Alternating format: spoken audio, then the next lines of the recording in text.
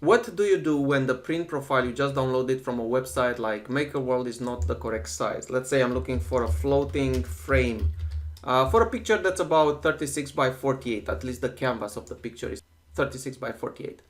Looks like this is a promising print profile. Let me open it in Bambu Studio.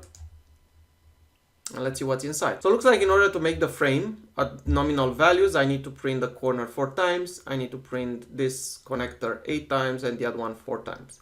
Since I want to make my frame smaller by 1/4 inch in one direction, I think I'm gonna clone this part. So let me create another plate and clone this object.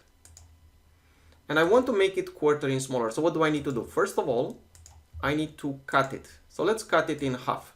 Usually what I'm looking for the color. So instead of dragging this, looks like I need to rotate this in the Y direction by 90 degrees for the cutting plane. And then for cutting, I'm just gonna keep the orientation of all of both resulting objects.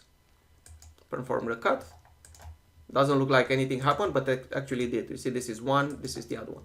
So I'm gonna select this guy and I'm gonna move it.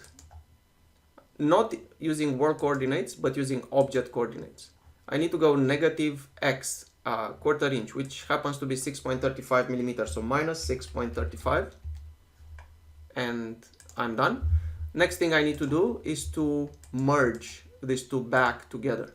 So now they are considered an assembly, which means that if I slice this, let's see the result. It's a perfect result. That's exactly what I need. So I was able to make this object 1/4 inch smaller than normal. Now I know I need 2 of them now. So here I'm going to print 6 of this, and let's clone this one more time. Maybe arrange it on plate, and I'm ready to print. That's it.